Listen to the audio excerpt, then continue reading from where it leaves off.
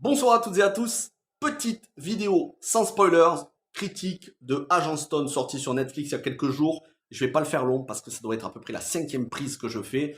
Avant ça, j'ai fait des vidéos sur ce film, elles faisaient un quart d'heure, 20 minutes, je les ai supprimées. Pourquoi? Parce que j'ai essayé de convaincre les gens pourquoi c'est un bon film, mais finalement j'ai réfléchi et j'en ai marre de débattre avec des gens qui ont un avis tellement négatif, tellement méprisant que de toute façon, ils sont d'une malhonnêteté intellectuelle folle. Ça sert à rien de perdre son temps à discuter avec des gens comme ça. Alors, je vais le dire d'entrée de jeu. Pour ceux qui n'ont pas aimé le film, tant pis pour vous. J'en suis désolé pour vous, c'est dommage. Je ne vais pas vous proposer des films dans le même genre parce que forcément vous n'allez pas les aimer. Je vous dirais, passez à autre chose, essayez de vous concentrer sur ce que vous aimez plutôt que sur ce que vous n'aimez pas. Je vais être très vigilant dans les commentaires, abonnés ou non abonnés. Je vais être très vigilant dans les commentaires. Tous ceux qui vont venir pour me cracher sur le film, pour me pourrir le film et pour m'expliquer pourquoi j'ai mauvais goût, pourquoi j'ai tort d'aimer le film, pourquoi c'est de la merde, commentaire supprimé, la personne sera bloquée. Parce que je commence à en avoir marre d'être patient avec les gens. Vous le savez, je suis très nuancé sur la chaîne. Mais je commence à me fatiguer d'être nuancé face à des gens qui sont malhonnêtes intellectuellement et qui nous sortent toujours les soi-disant arguments qui sont des accusations. Je commence à me fatiguer de ces gens-là.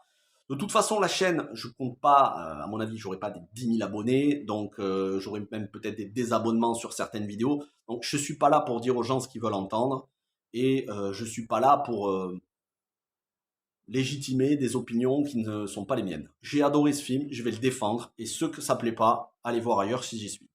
Pour ceux qui n'ont pas vu le film, ou qui l'ont vu et qui ont apprécié, je vais vous expliquer pourquoi j'ai aimé ce film. Alors, Agent Stone, ça raconte l'histoire d'une agence d'espionnage qui sont incognito, un peu comme Citadel, en fait, ça ressemble énormément à Citadel, que j'ai beaucoup aimé, vous avez ma critique sur la chaîne, et malgré toutes les critiques négatives, je continue à dire que c'est une très bonne série, j'ai hâte de voir la saison 2 et les spin-offs. Donc, Citadel, tout comme Agent Stone, donc Agent Stone, c'est l'histoire d'une agence qui sont en dehors des radars, qui sont au-dessus de la CIA, du MI6, de toutes les agences d'espionnage et qui s'occupent des opérations les plus importantes.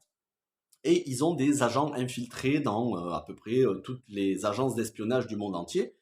Et ici, Gal Gadot, donc, qui joue le rôle de Rachel Stone, est infiltrée dans une agence d'espionnage, je ne sais plus si c'est le MI6 ou la CIA, mais en même temps, elle travaille pour l'agence secrète. Et ils doivent arrêter un trafiquant, je ne me souviens plus exactement, mais surtout, ils doivent mettre la main, ou en tout cas empêcher le méchant du film de mettre la main sur une intelligence artificielle tellement puissante que si quelqu'un s'en empare, si quelqu'un en prend le contrôle, ça serait la Troisième Guerre mondiale.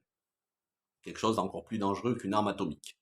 C'est peu ou prou le même scénario que Citadel, mais surtout, c'est exactement le même scénario que Mission Impossible 7. Donc il a été reproché le manque d'originalité à ce scénario, sachant que Mission Impossible 7, c'est déjà pas le premier film qui en parle. On pourrait appliquer ce reproche du manque d'originalité à énormément de films qui sortent aujourd'hui. Pour moi, c'est un reproche que je ne fais pas, puisque l'intelligence artificielle étant très présente dans l'actualité, et d'ailleurs c'est une partie des causes de la grève des scénaristes et des acteurs à Hollywood, le fait qu'ils se sentent menacés dans leur boulot par les intelligences artificielles, il faut savoir que à l'avenir, on va avoir de plus en plus de scénarios qui vont tourner autour de cette thématique, des scénarios qui parfois seront audacieux, ingénieux, qui feront réfléchir, d'autres scénarios qui seront juste un semblant de scénario pour donner lieu à beaucoup de scènes d'action. J'ai adoré Mission Impossible 7, après les deux films sont pas comparables en termes de réalisation, mais j'ai adoré le scénario, donc je vais pas avoir deux poids deux mesures, je vais pas être hypocrite et dire que ce scénario est nul, je l'ai beaucoup aimé. Gal Gadot, je trouve qu'elle fait le taf, c'est de toute façon une très bonne actrice, que beaucoup réduisent à son rôle de Wonder Woman 1984 qu'ils ont détesté, alors que moi j'ai bien aimé le film. Donc Wonder Woman, le premier de 2017, tenait la dragée haute à Man of Steel, hein. Pour moi il était aussi bon. Donc ça fait partie du très haut du panier du DCEU qui n'existe plus aujourd'hui. De toute façon, Gal Gadot, c'est pas que Fast and Furious et Wonder Woman, c'est beaucoup d'autres films. Elle avait joué dans Triple 9, elle avait joué dans un autre thriller, je me demande si ça s'appelait pas Criminal avec Kevin Costner, mais j'ai un petit doute. Et elle sera surtout à l'affiche du prochain Cléopâtre, une vraie Cléopâtre, hein, pas le Cléopâtre de Netflix en mode relecture historique fausse, non, une vraie Cléopâtre. Donc j'ai hâte de voir son prochain film. Et elle a été aussi dans d'autres films sur Netflix notamment, qui ressemblent énormément à ce Agent Stone, à savoir Red Notice. Red Notice, ça ressemble beaucoup. Moi, j'avais bien aimé Red Notice.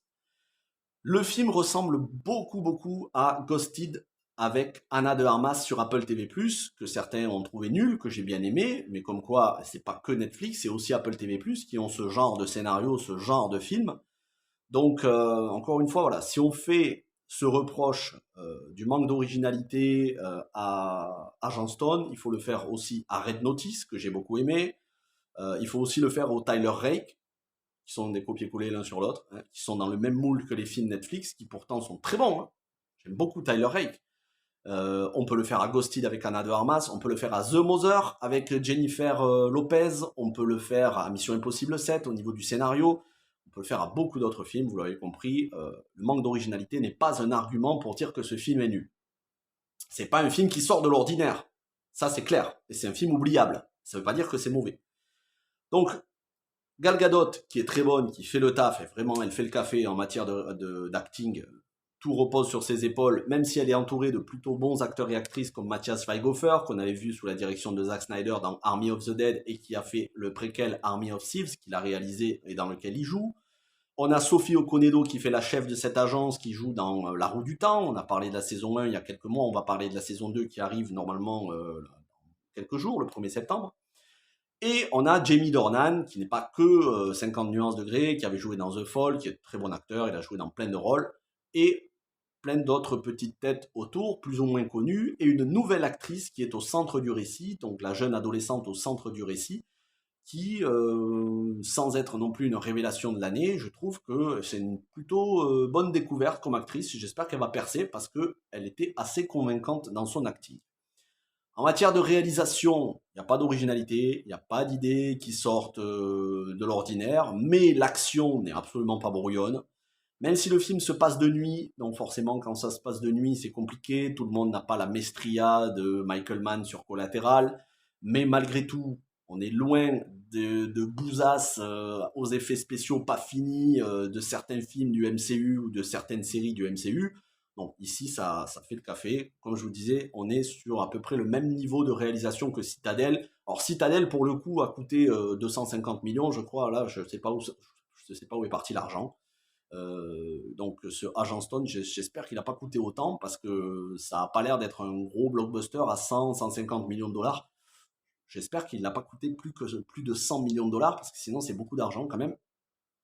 Mais voilà, la réalisation est convenable, l'acting est bon, le scénario certes n'est pas original mais c'est plutôt intéressant et surtout pour moi les deux plus gros points positifs c'est que vous vous mettez dans votre canapé, après avoir mangé, ou bien vous êtes en train de manger, vous vous mettez le film, c'est bien plus intéressant que de regarder les infos, c'est bien plus intéressant que de regarder BFM TV ou CNews, au moins ça vous détend, sans trop réfléchir, et le deuxième point positif, c'est que ce film est exempt de messages politiques, exempt de revendications politiques, il n'y a pas de wokisme, que ce soit du wokisme, de la propagande LGBT, il n'y en a pas, de la propagande féministe antipatriarcale façon Barbie, il n'y en a pas, du Black Lives Matter, il n'y en a pas. Donc, les gens qui vont trouver qu'il y a du wokisme dans ce film, je pense que ça doit être les mêmes qui trouvent qu'il y a du wokisme dans Le Seigneur des Anneaux, les Anneaux de Pouvoir. Autrement dit, des gens qui ne savent pas de quoi ils parlent, puisqu'il n'y en a pas du tout du wokisme.